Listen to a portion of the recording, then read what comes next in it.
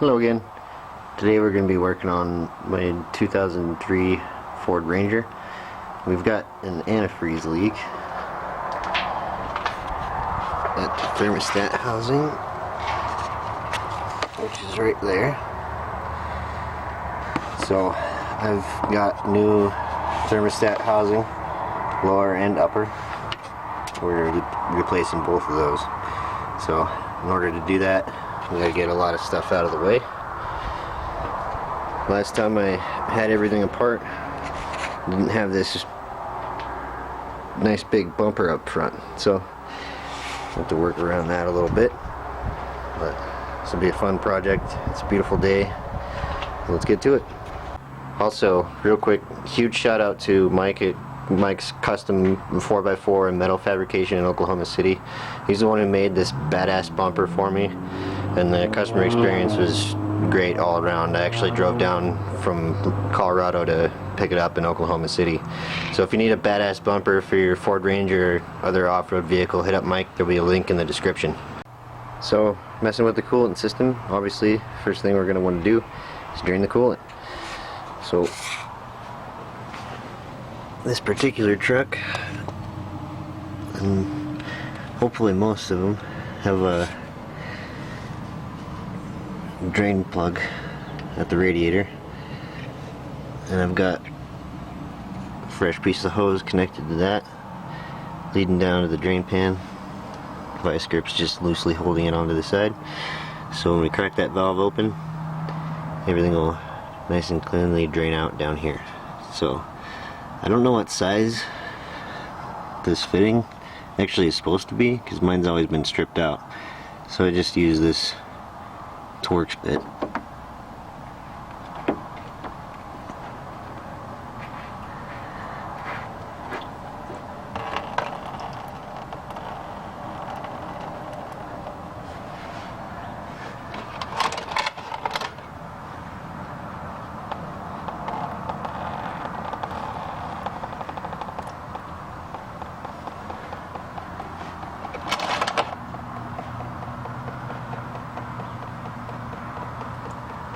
And I'd rather have this take forever than make a mess, so I'm just going to leave that as is. Let it do its thing while I work my way towards the cooling system up top. Alright, so the intake needs to be moved out of the way so we can get to our housing down there. First thing, we're going to take off this and the intake tube. These are 7mm hex heads.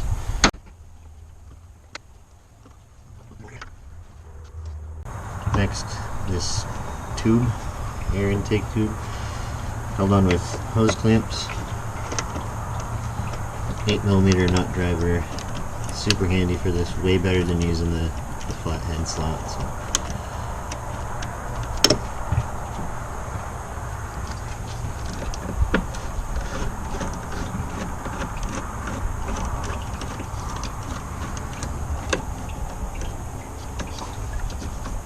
There's also a hose that goes to the back of it here.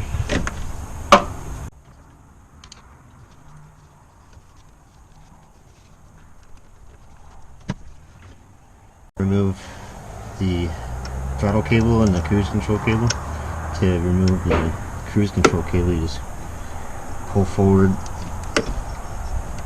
a little bit. The latch there it snaps into. This one's pretty simple. Comes, and we just take this plate off and swing the whole thing out of the way.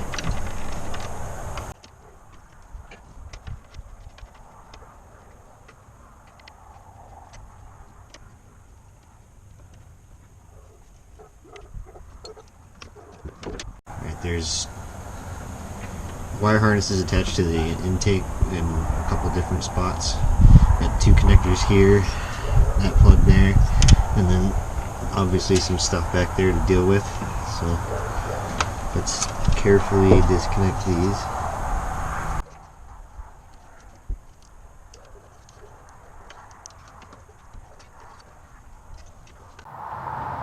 Well, it looks like that broke off. There may or may not be a way to undo that, but it's like a zip tie on the cable end, and on this end it's barbed, and I'm pretty sure in the past I had just pulled it out of there, but this time it broke off. Probably only good for a couple uses. But I see a conveniently located hole right there that looks like it could host a zip tie quite well. So that's probably what I'll do when I put this all back together. This spark plug cable clip pops open with the screwdriver if you get under the back edge of it there, just like so. And we'll disconnect those 3 plug wires from the coil pack here and keep going. There's this bracket that the coil pack rests on that is sitting on top of the intake, so that'll need to come off. Alright, so I've got the 2 bolts out of the top of the intake there, and that gives us a little bit of play on that bracket. I don't remember having to take that bracket all the way off. The other 2 bolts are down here into the side of the head. Hopefully you can see that.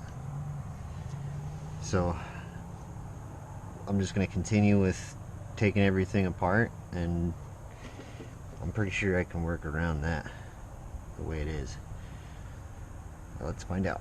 So this brake booster hose also needs to come off.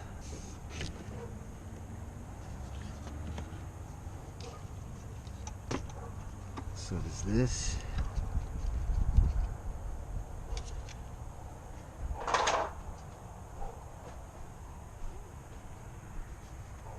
And then over here, there's a couple hoses that need to come off as well. So we'll take our big long pliers and slide these hose clamps back.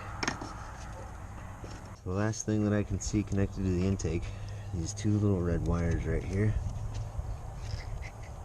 I believe that plug just comes right back. That's it.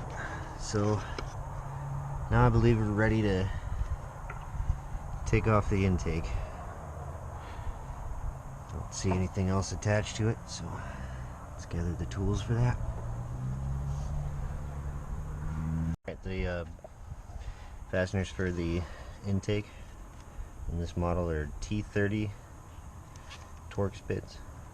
So there's 4 of them on each side, and 2 of them are in the back. This one you can see from this angle.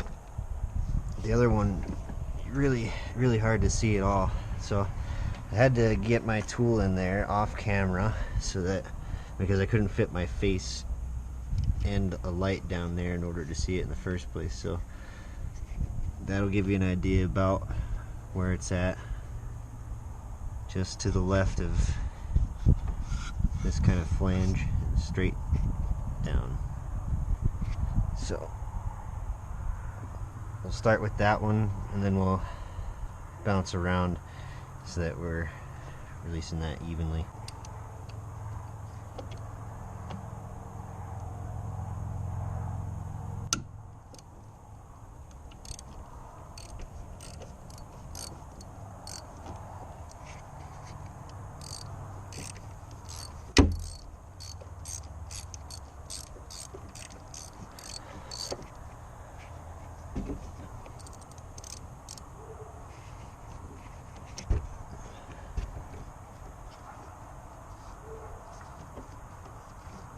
I'm just going to undo that one all the way right now because I don't want to have to worry about finding it again.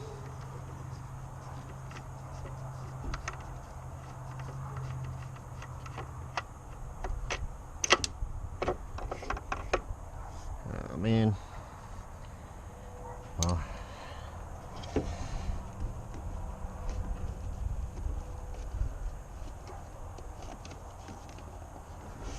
I have to find that. Alright, I managed to fish the tool out of there. By the way, if you haven't got yourself one of these, go get you one. I've had this one for quite a while, and it has saved my life so many times. There's no way I would have gotten that out of there if not for one of these tools. So if you're like me, you occasionally drop things inside engine bays, get yourself one of these.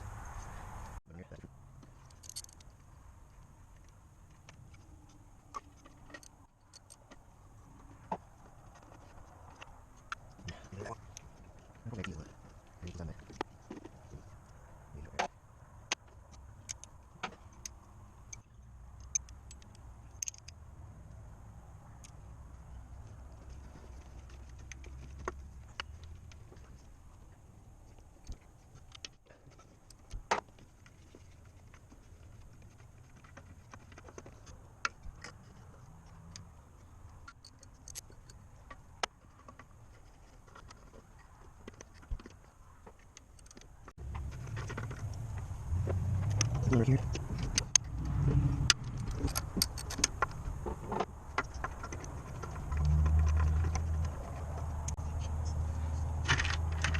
Yep, everything's free. So now we're ready to go ahead and wheel her out of there.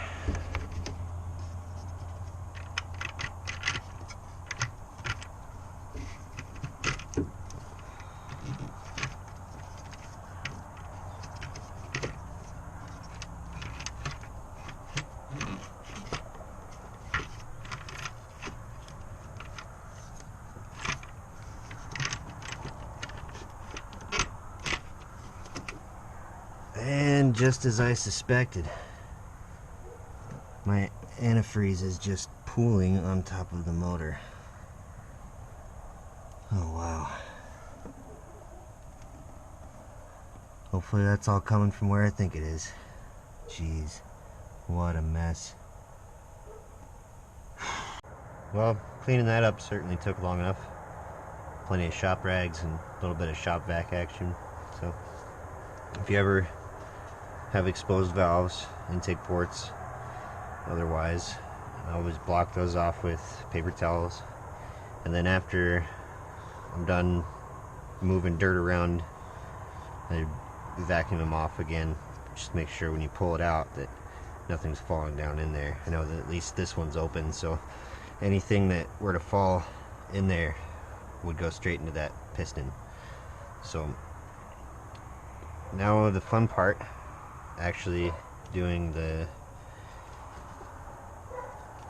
thermostat housing, which is what is leaking.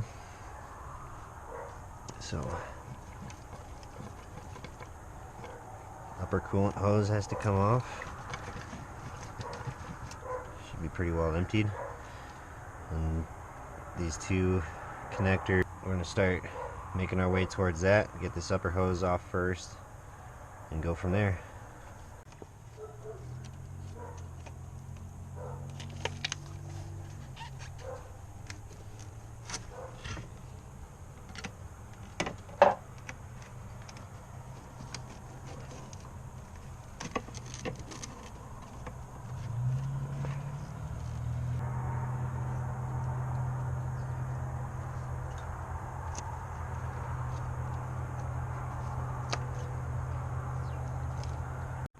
Those connectors came off easy. Next, let's see if we can get this hose out of the way.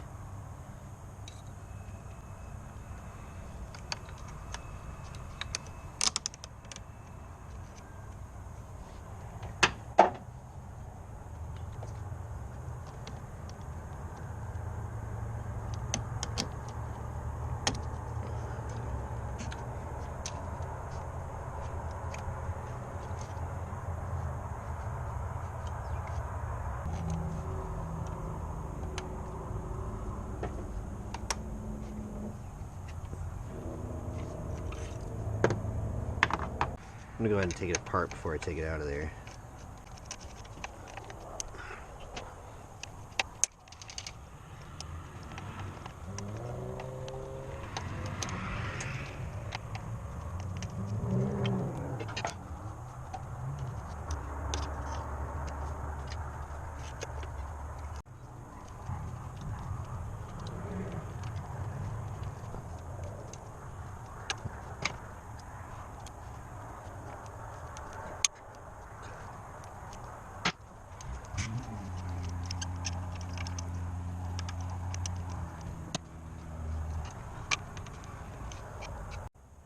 Okay, here comes the fun part.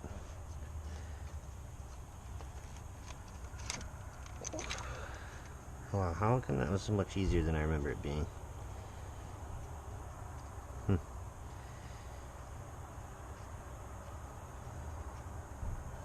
I was going about it the wrong way last time. I'm going about it the right way this time.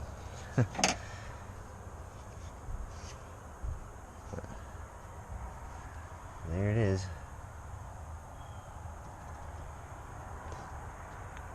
So, to get stuff swapped over to the other piece and go from there. So that's definitely what was leaking. Alright, I have everything swapped over to the new housing. New O-rings everywhere. So let's get that back in there.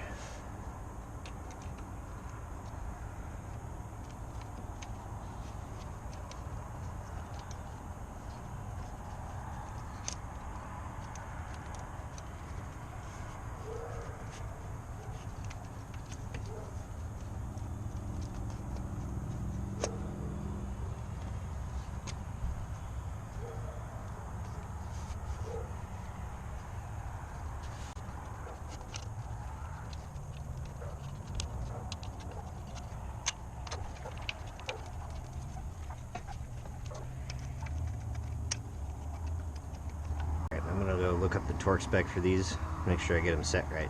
Quick Google search, it says these are 89 inch-pounds, so that's what I'm going with. Something nice and light, because it is just a plastic housing.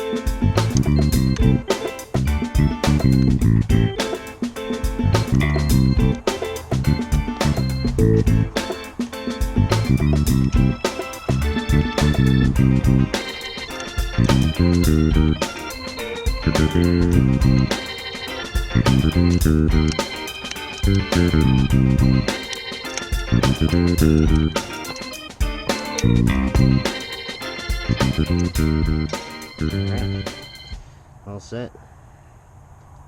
Now just up a radiator hose and then we'll be ready to start putting the intake back on.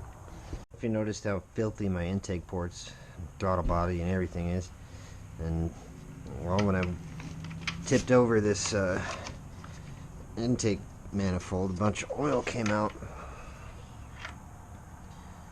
So I think that's coming from the PCV, so I removed that. So I removed it. It's located on the back of the driver's side valve cover, and there's definitely been oil coming through there. It was wet. Does sound like it's free, but it's leaking oil for sure. So I'm going to have to get a replacement PCV valve, and hopefully this hose comes off of there without damaging it.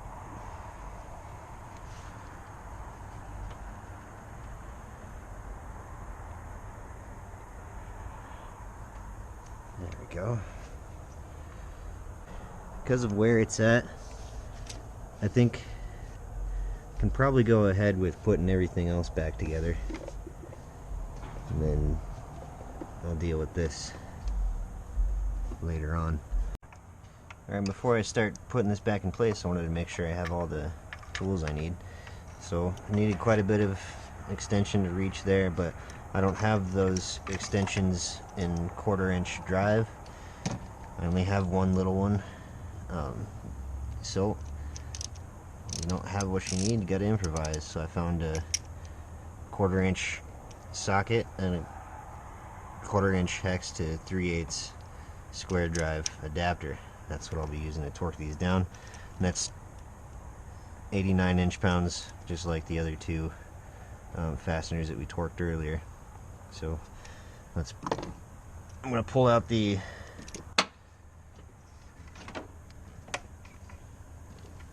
covers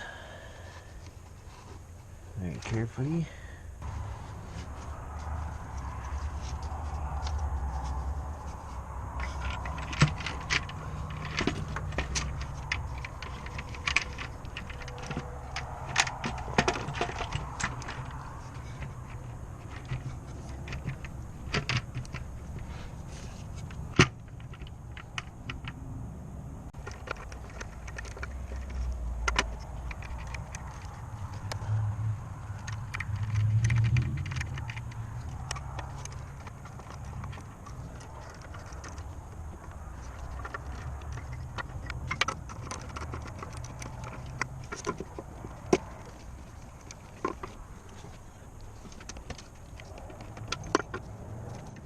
Next up is the difficult one.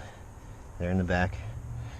And I can't see it with the camera on my head, so I'll have to bring you back after that one's done. I'm going to start by torquing that one, and then I'll move in a zigzag pattern or something. It is snug down finger tight right now. I've got my tool in there.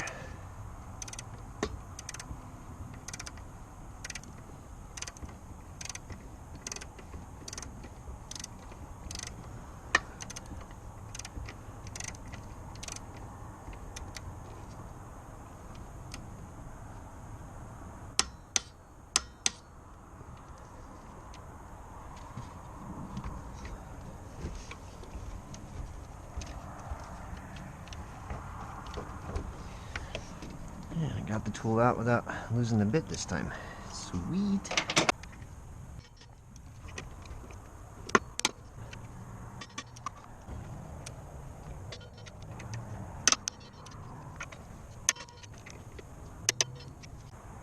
Next up, hoses and the rest of the fittings. That end of the PCV back together.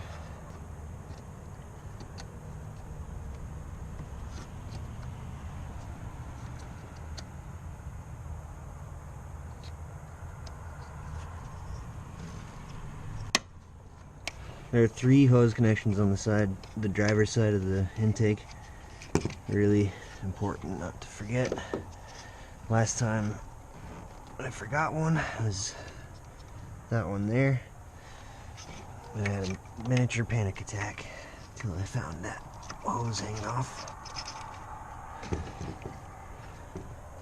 So make sure you get those all the way.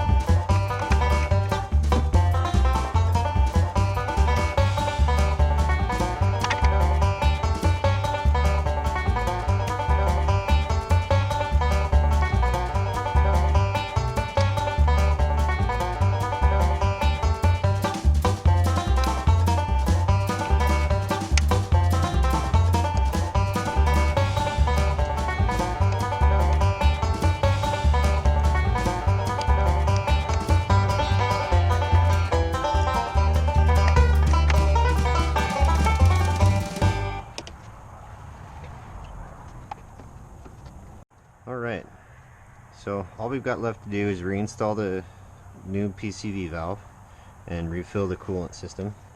Other than that, everything's all buttoned up and should be good to go.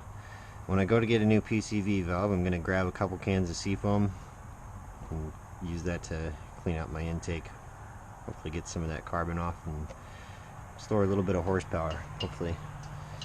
So thanks for joining me. I hope you found it helpful, or hopefully somebody finds this helpful in the future.